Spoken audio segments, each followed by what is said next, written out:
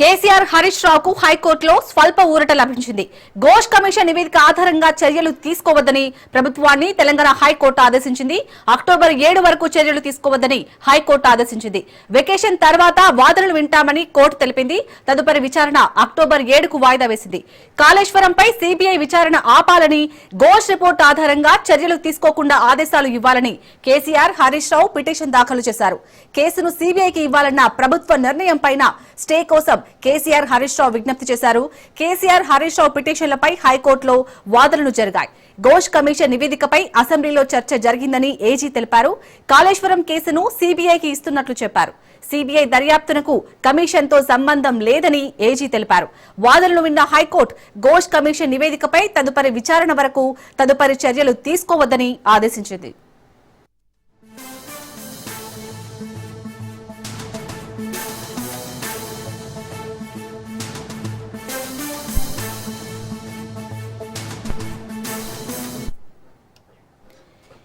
కేసీఆర్ హరీష్ రావుకు హైకోర్టులో స్వల్ప ఊరట లభించింది. ఘోష్ కమిషన్ నివేదిక ఆధారంగా చర్యలు తీసుకోవద్దని ప్రభుత్వాన్ని తెలంగాణ హైకోర్టు ఆదేశించింది. అక్టోబర్ 7 వరకు చర్యలు తీసుకోవద్దని హైకోర్టు ఆదేశించింది. వెకేషన్ తర్వాత వాదనలు వింటామని కోర్టు తెలిపింది. తదుపరి విచారణ అక్టోబర్ 7కు వాయిదా వేసింది. కాళేశ్వరంపై సీబీఐ విచారణ ఆపాలని, ఘోష్ రిపోర్టు ఆధారంగా చర్యలు తీసుకోకుండా ఆదేశాలు ఇవ్వాలని కేసీఆర్ హరీష్ రావు పిటిషన్ దాఖలు చేశారు. కేసును సీబీఐకి ఇవ్వాలన్న ప్రభుత్వ నిర్ణయం పైన స్టే కోసం కేసీఆర్ హరీష్ రావు విజ్ఞప్తి చేశారు. కేసీఆర్ హరీష్ రావు పిటిషన్లపై హైకోర్టులో వాదనలు జరిగాయి. ఘోష్ కమిషన్ నివేదికపై అసెంబ్లీలో చర్చ జరిగిందని ఏజీ తెలిపారు. కాళేశ్వరం కేసును సీబీఐకి ఇస్తున్నట్లు చెప్పారు. సీబీఐ దర్యాప్తునకు కమిషన్తో సంబంధం లేదని ఏజీ తెలిపారు.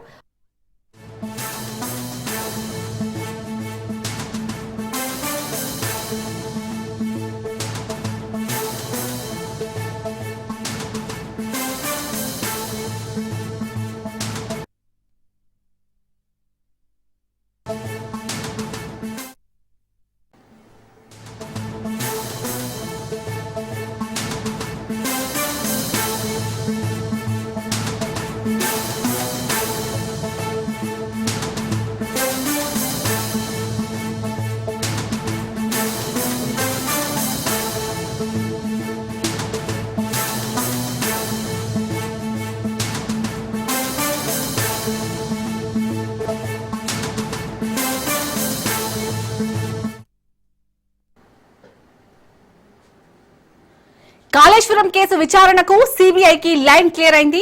కాళేశ్వరంపై సీబీఐ దర్యాప్తు కోరుతూ జీవో విడుదలైంది. కాళేశ్వరం అవకతవకలపై సీబీఐ చేసే విచారణకు పూర్తిగా సహకరిస్తామని ప్రభుత్వం ప్రకటించింది. తెలంగాణ సీబీఐకి ఎంట్రీ లేకుండా 2022లో ఇచ్చిన ఉత్తర్వులకు మినహాయింపు ఇస్తున్నట్లు జీవోలో వివరణ ఇచ్చారు.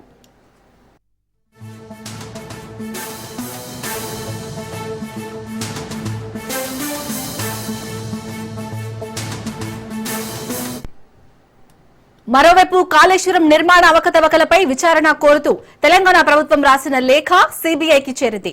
తెలంగాణ ప్రభుత్వం రాసిన లేఖ తమకు అందినట్లుగా సీబీఐ అక్నాలెడ్జ్మెంట్ కూడా ఇచ్చింది. కాళేశ్వరం ప్రాజెక్టు నిర్మాణంలో భారీగా అక్రమాలు, అవినీతి జరిగినట్లుగా బహిర్గతమైందని, దీనిపై సీబీఐ పూర్తి స్థాయి దర్యాప్తు జరపాలని, దీనికి తమ ప్రభుత్వం పూర్తిగా సహకరిస్తుందంటూ లేఖలో తెలంగాణ ప్రభుత్వం తెలిపింది.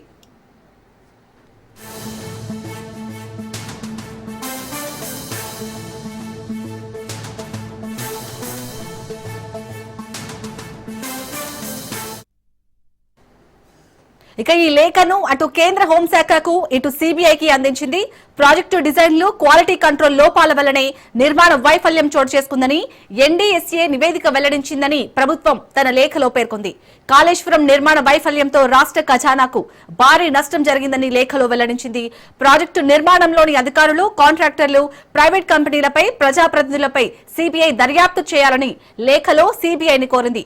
సీబీఐకి కేసు బదిలీ చేస్తూ జీవో 104ను ప్రభుత్వం విడుదల చేసింది.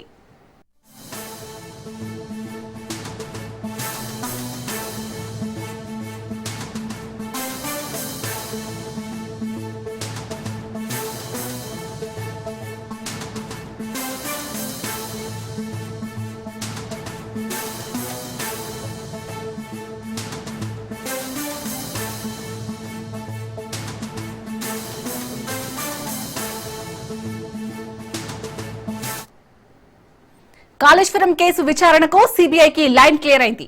కాళేశ్వరంపై సిబిఐ దర్యాప్తు కోరుతూ జీవో విడుదలైంది. కాళేశ్వరం అవకతవకలపై సిబిఐ చేసే విచారణకు పూర్తిగా సహకరిస్తామని ప్రభుత్వం ప్రకటించింది. తెలంగాణ సిబిఐకి ఎంట్రీ లేకుండా 2022లో ఇచ్చిన ఉత్తర్వులకు మినహాయింపు ఇస్తున్నట్లు జీవోలో వివరణ ఇచ్చారు.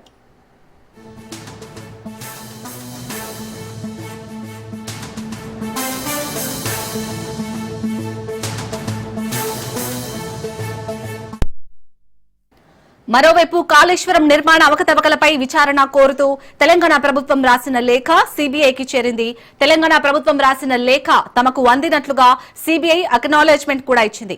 కాళేశ్వరం ప్రాజెక్టు నిర్మాణంలో భారీగా అక్రమాలు, అవినీతి జరిగినట్లుగా బహిర్గతమైందని, దీనిపై సిబిఐ పూర్తి స్థాయి దర్యాప్తు జరపాలని, దీనికి తమ ప్రభుత్వం పూర్తిగా సహకరిస్తుందంటూ లేఖలో తెలంగాణ ప్రభుత్వం తెలిపింది.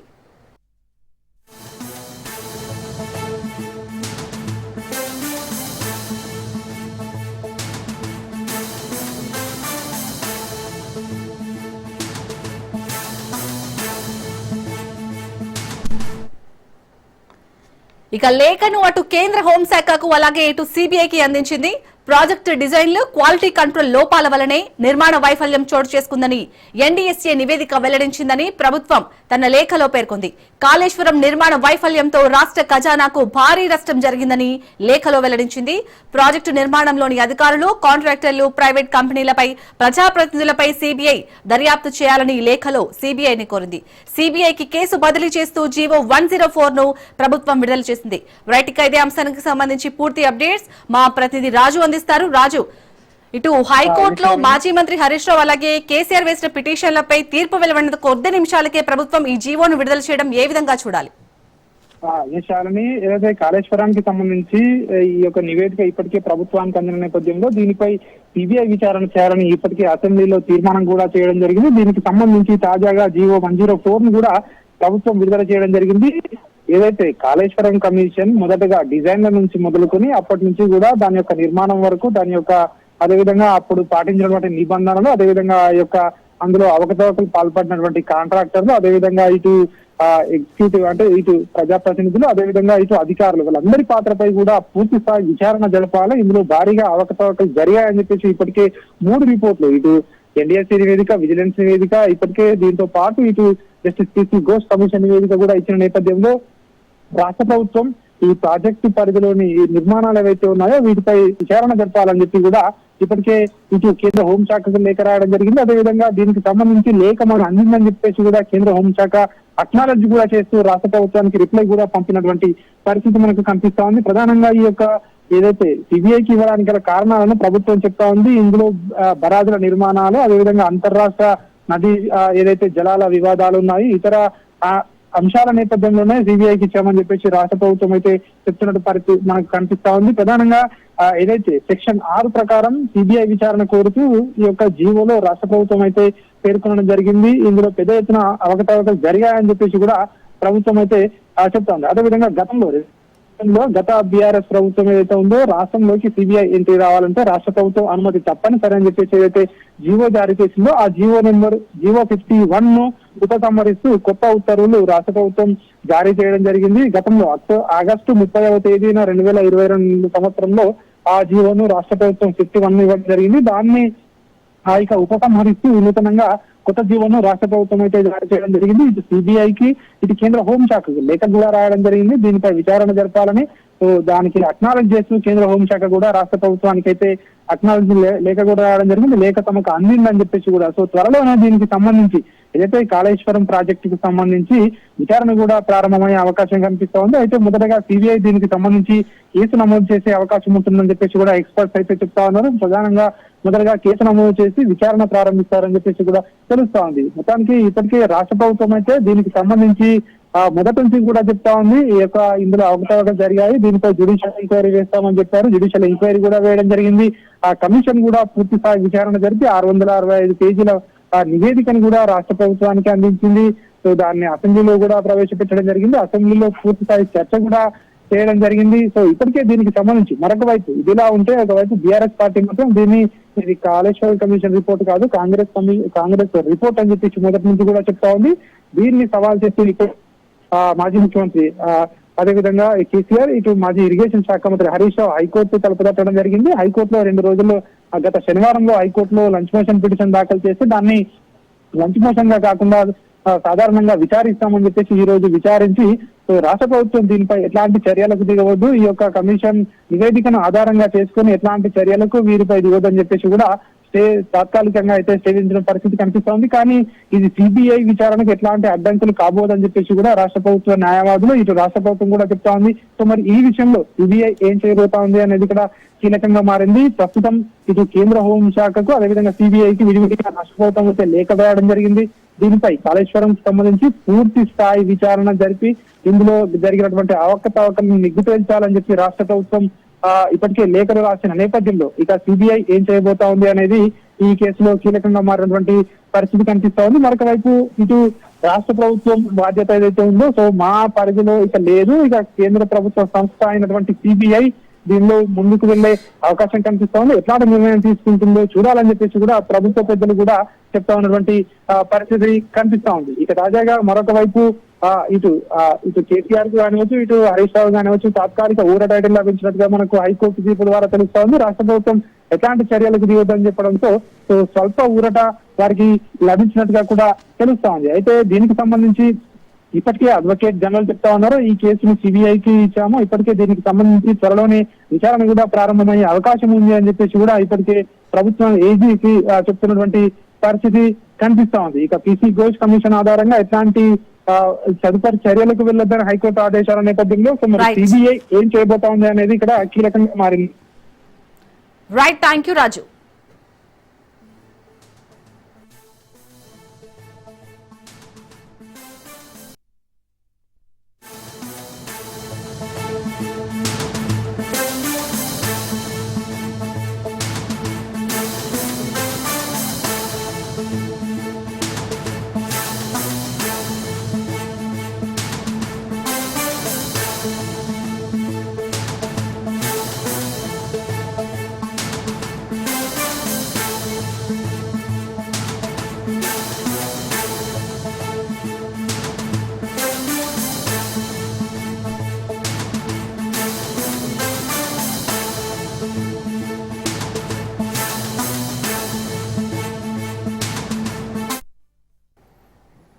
బ్రేకింగ్ న్యూస్ చూస్తున్నాం. బీఆర్ఎస్ ఎమ్మెల్సీ కవితపై చర్యలకు రంగం సిద్ధమైనట్లు తెలుస్తోంది. బీఆర్ఎస్ శ్రేణుల నుంచి వచ్చిన ప్రతిస్పందన ఆధారంగా చర్యలు తీసుకుంటున్నట్లు సమాచారం అందుతుంది. కవితపై చర్యలు తీసుకోవాలని మెజార్టీ నేతలు సూచించినట్లు తెలుస్తుంది. నేతల అభిప్రాయాల మేరకు కవితను సస్పెండ్ చేసే యోచనలో బీఆర్ఎస్ ఉన్నట్లు తెలుస్తోంది.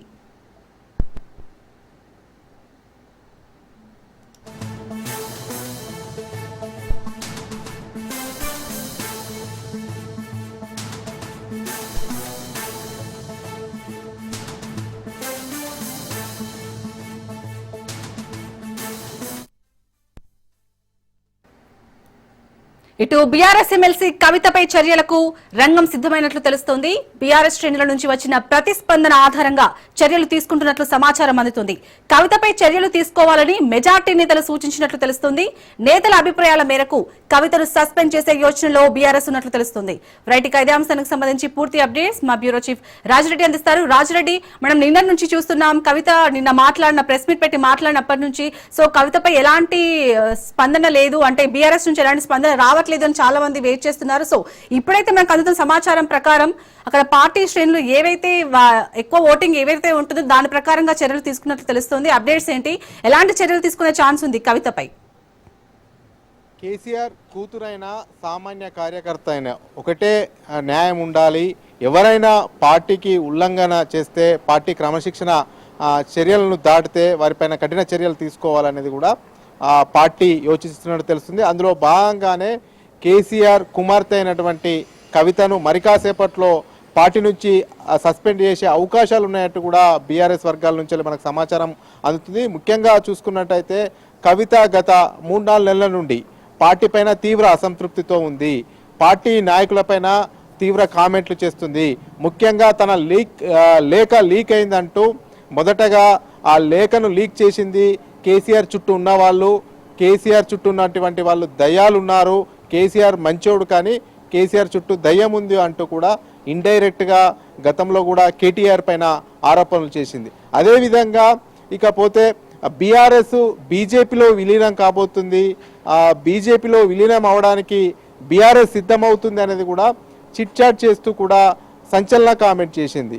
ఆ తర్వాత జగదీశ్వర్ రెడ్డి పైన, జగదీశ్వర్ రెడ్డి అసలు నల్లగొండలో బీఆర్ఎస్ పార్టీని లేకుండా చేసిండు, బీఆర్ఎస్ పార్టీ గల్లంతవడానికి కారణం నల్లగొండలో జగదీశ్వర్ రెడ్డే బోటి మెజార్టీతో తక్కువ ఓట్లతో గెలిచాడు అంటూ కూడా అతనిపైన కామెంట్ చేసింది.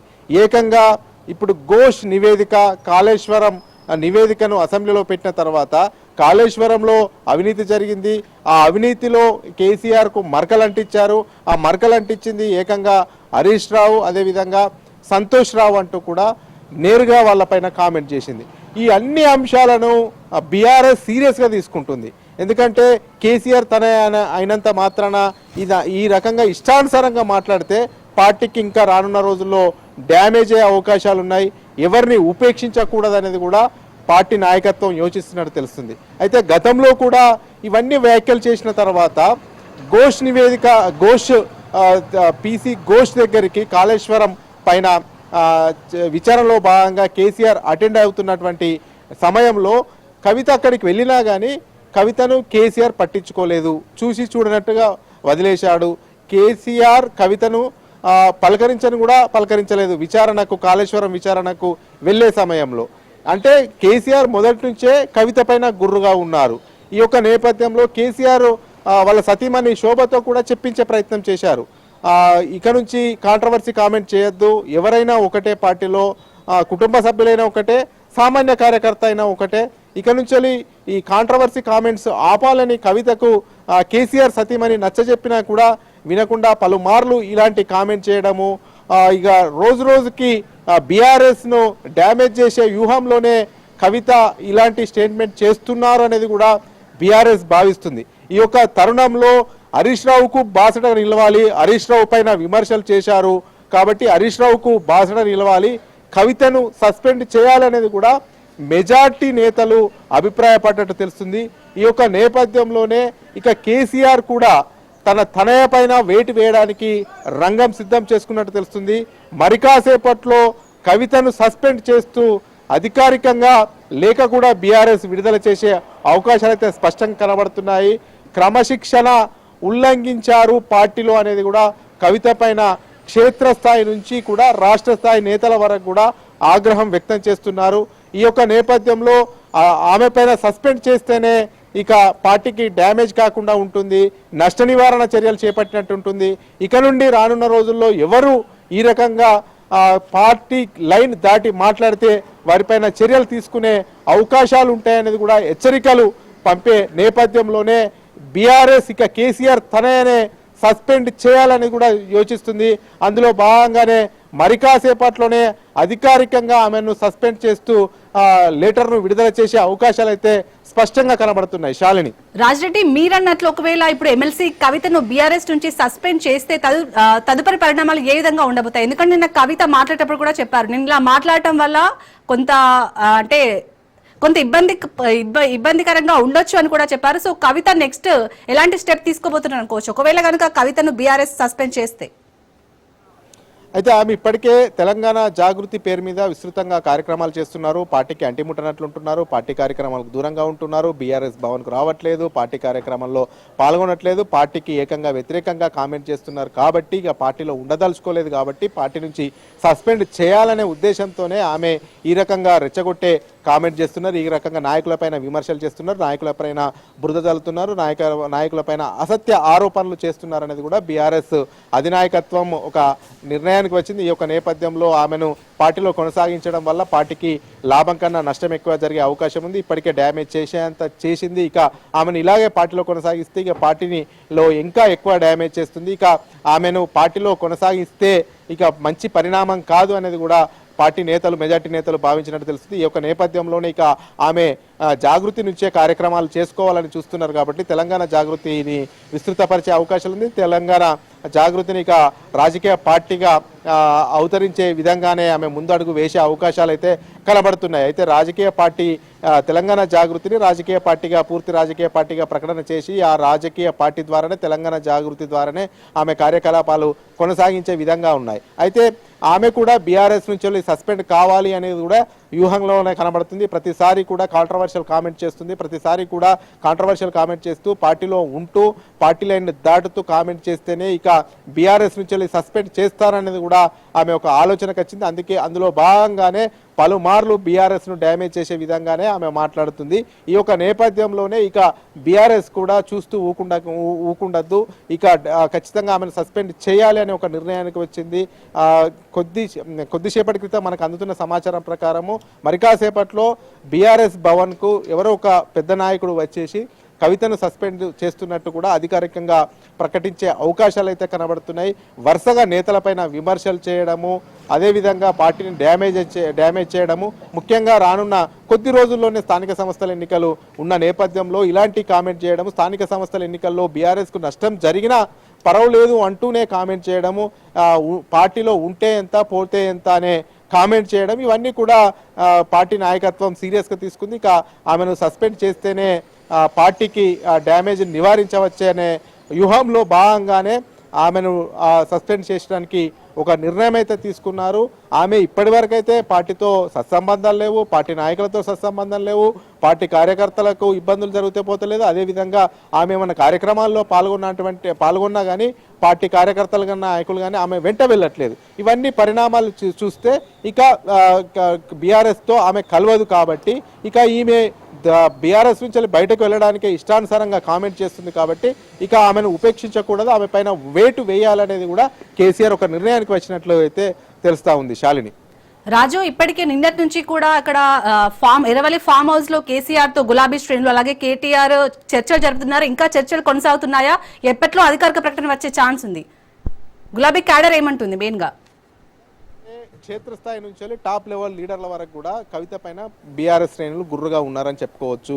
కవిత రోజు రోజుకు సంచలన కామెంట్ చేస్తుంది, పార్టీని డ్యామేజ్ అయ్యే కామెంట్ చేస్తుంది, పార్టీ లైన్ దాటుతుంది, పార్టీ క్రమశిక్షణ చర్యలను ఉల్లంఘించి కూడా కామెంట్ చేస్తుంది. ఇవన్నీ కూడా నిశ్చితంగా బీఆర్ఎస్ శ్రేణులు బీఆర్ఎస్ నేతలు పరిగణలోకి తీసుకుంటారు. ముఖ్యంగా చూసుకున్నట్టయితే పార్టీలో అంతర్గతంగా ఏదైనా అంశం చెప్పచ్చు, పార్టీలో ఎవరైనా పార్టీని డ్యామేజ్ చేసినా, ఎవరైనా పార్టీని నష్టం చేసినా, పార్టీకి ఇబ్బంది కలిగించే అంశాలు ఏమైనా ఉంటే నేరుగా పార్టీ అంతర్గత సమావేశాల్లో చర్చించవచ్చు, లేకపోతే వర్కింగ్ ప్రెసిడెంట్తో చర్చించవచ్చు, లేకపోతే ప్రెసిడెంట్తో చర్చించవచ్చు.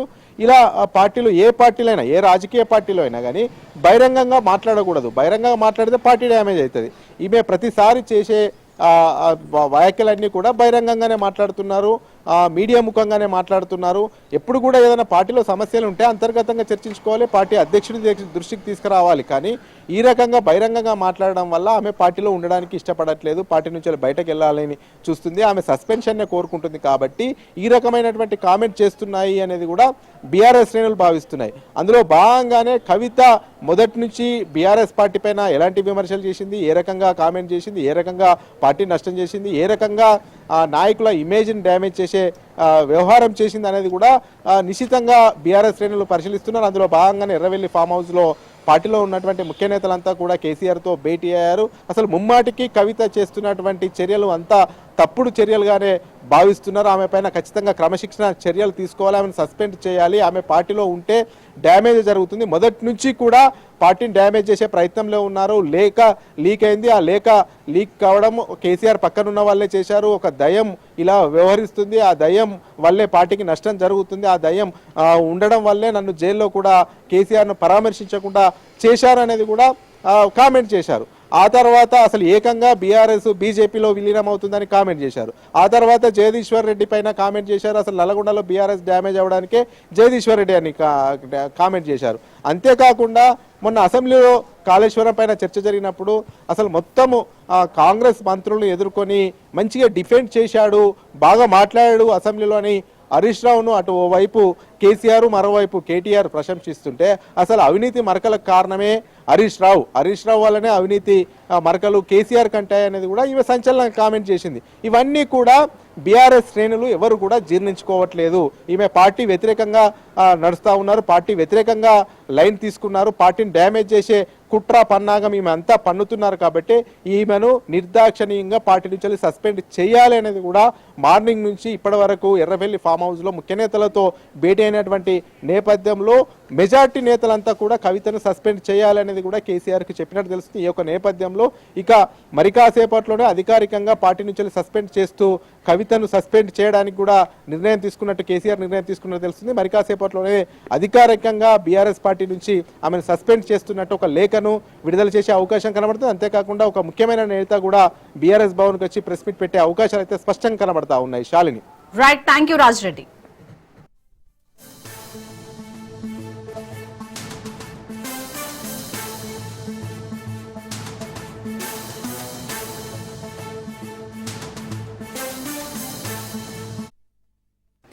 బీఆర్ఎస్ సంచలన నిర్ణయం తీసుకుంది. కేసీఆర్ తనయ ఎమ్మెల్సీ కవితను పార్టీ నుంచి సస్పెండ్ చేయాలని నిర్ణయించింది. కాసేపట్లో అధికారిక ప్రకటన వెలువడనుంది. కొంతకాలంగా పార్టీ వ్యతిరేక వాయిస్ వినిపిస్తున్నారు కవిత. గతంలో కేసీఆర్ చుట్టూ దయ్యాలున్నాయని వ్యాఖ్యానించారు. కాళేశ్వరం విషయంలోనూ కవిత సంచలన వ్యాఖ్యలు చేశారు. బీఆర్ఎస్ శ్రేణుల నుంచి వచ్చిన ఫీడ్బ్యాక్ ఆధారంగా చర్యలు తీసుకోవాలని కేసీఆర్ నిర్ణయించారు. ఫామ్ హౌస్ లో కేసీఆర్ తో బీఆర్ఎస్ నేతలు భేటీ అయ్యారు. కాసేపట్లో కవిత సస్పెన్షన్ పై నోట్ విడుదల కానుంది. కేసీఆర్ సంచలన నిర్ణయం తీసుకున్నారు. అగ్రనేతలైనా కూతురైనా గీత దాటితే వేటు తప్పదంటున్నారు. అందరికీ ఓ స్ట్రాంగ్ మెసేజ్ అందిస్తారు కేసీఆర్. పార్టీకి నష్టం చేసే చర్యలకు పాల్పడితే ఉపేక్షించేది లేదన్నారు. ఎంతటి వారైనా పార్టీ లైన్లోనే పనిచేయాలని కార్యకర్తలకు సంకేతాలిచ్చారు.